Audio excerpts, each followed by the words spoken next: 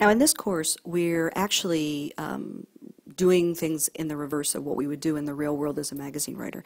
In the real world as a magazine writer, we sell our stories, or we try to, before we write them. And the reason we do that is because we don't want to be writing a bunch of stories that no one's interested in buying from us if we're looking to be a professional writer. And the way that we sell these stories is through what's called a query letter. So we're going to kind of walk through how you craft such an item and why they're important to us. This is your sales pitch. This is going to show an editor, this is what I can write on, this is the idea that I have for you, this is my theme, this is why this story fits your magazine, and this is why I am the right person to write it for your magazine. So you basically have one page to pitch someone, or one email post in order to get an editor convinced, whether they've met you or not, that you are the right person to write for their magazine, and they should pay you money to do that. The best part about a query letter is it can save you a ton of work up front. So, you know, I don't like to waste time. I don't like to waste other people's time. So the idea of going out and doing a bunch of interviews and crafting an entire article and not being sure whether it's marketable is a hindrance. You know, most of us don't have the time to do that, and our sources don't have the time to do that. So this gives you the chance to know that there's a market up front. It also helps you ensure that you're doing what an editor's looking for specifically. So you may have a great idea, and it may be something that would fit with a particular magazine, but the article needs to take a more detailed or focused direction than you may have thought of, and this will give the editor a chance to work to refine that with you. The other option, of course, is to create a manuscript, which is the entire article. Now, the challenge for, when I was a magazine editor, the challenge for me was, A, I do not have time to read manuscripts that come into me unsolicited. I'm also kind of questioning why it was created. You know, was this something that they tried to sell someplace else and they weren't successful, or is it something they just wrote with the intention of sending it out to a bunch of publications that's not really written for mine? So they may be trying to resell me something, which, you know, if they tell me that, I still may be interested, but it just throws up some red flags, so I prefer to be working with a writer from idea all the way through to conception.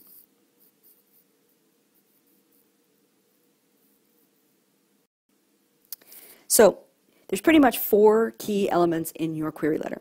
1, you need to sell me the idea. You need to tell me what the story is going to be about. Then you need to actually sell me the story pitch. You need to tell me how you're going to execute this story. What is going to be the theme? Who are you going to interview? Give me a very clear idea of what the direction will be.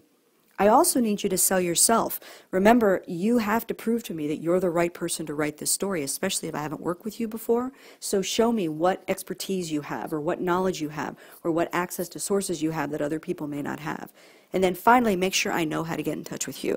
Just because you're sending me, you know, a lot of magazines, believe it or not, still want you to write a printed letter. Don't assume that I'm going to look on the envelope, or I'm going to, you know, look on your stationery for your address or your phone number, whatever. Give me a cell phone number that you want me to contact you, and make sure that there's an email that you check all the time. So you're going to want to grab the editor's attention in this thing. The query letters that fail the quickest are the ones that say, my name is John Doe and I want to write for your magazine. I don't honestly care what your name is, and I really know that you would like to write for my magazine. What I need you to do is to start to show me what your story is, and then I'll get to all those other details later on. I need you to show me why this is important to my readers. What is it that you're going to present to my readers that someone else has not? How are you going to write this story? What are the sources that you're thinking of? What's the direction that you want to go in? And then show me your qualifications. Now, I know if you're a young, relatively inexperienced writer, you're not going to have a ton of what are called clips to send to a prospective editor. But if you have some level of expertise, I mean, if you are a student and you are a first-generation college student and you want to write about that, that's going to help you write a story about what it's like to be a first-generation college student. If you're someone who's paying for school on your own, that's going to give you insights. So the more familiarity and expertise you can bring to the table, the more likely it is that I may look at you as a writer. It also is going to help prove to me that you have the ability to write. Your letter, the clarity of your letter, your word choices, how focused your idea is, how direct you are are you funny? Do you have a little bit of personality in this letter? All of these things are going to let me see that I might want to work with you, and it's going to let me see a little bit about your preliminary research. So don't just say to me, I'm going to write a story on what it's like to be the oldest of 8 kids, and then tell me you're just going to tell me your family's story, because that's not necessarily going to sell this story for me. If you're going to go into statistics and show what the percentages, increase or decrease of families with 8 or more children and the challenges that they have, and these are some of the experts you're going to talk to, now I'm going to get more intrigued. So the format, if you write it in letter form, is it's always one page. It's a business letter. Don't ever send a letter out to anyone that hasn't been crafted into stationery in some way.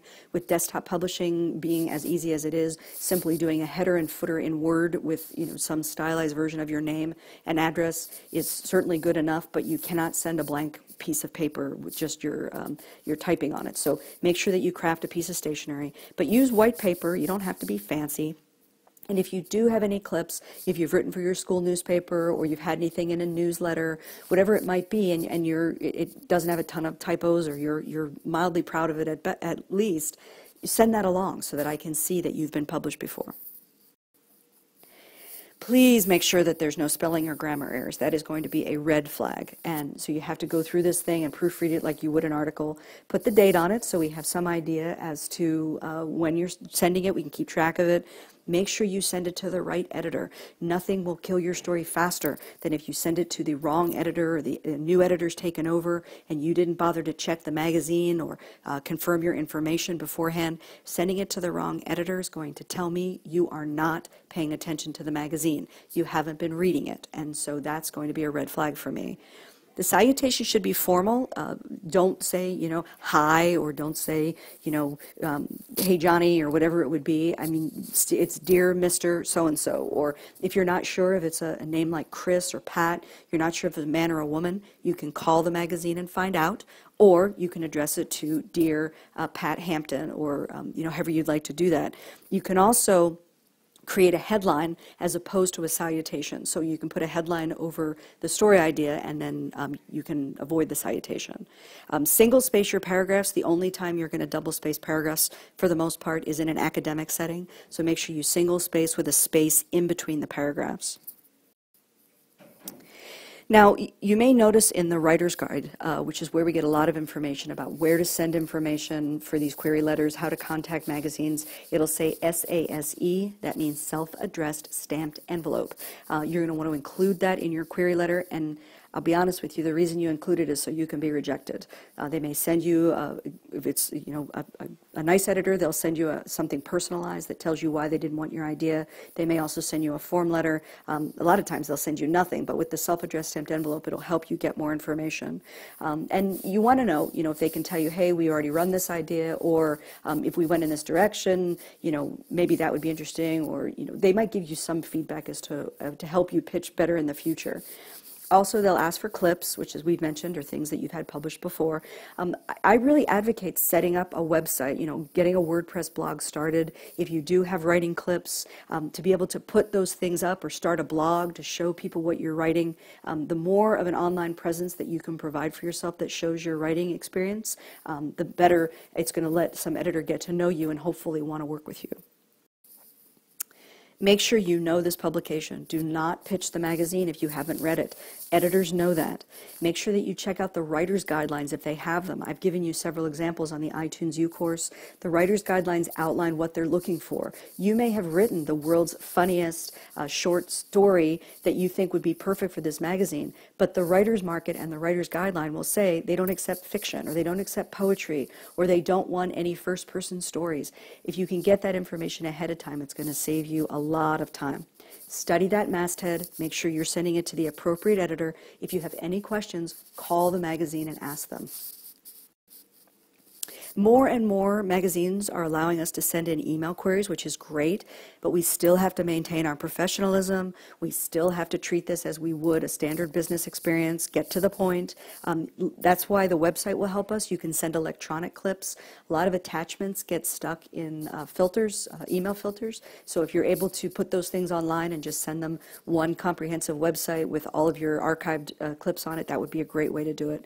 And then be sure to follow up, because if you don't hear from someone, the chances are that that email could have gotten lost. So you can wait, a few weeks and then contact them again and say, hey, I sent this. Is this something we could discuss? And if they didn't get it, it might open a door for dialogue. Now, multiple submissions is something that we'd all love to do. And if you have the same story idea and you think it'll fit a bunch of different magazines, you want to send it out to 5 or 10 and see who bites.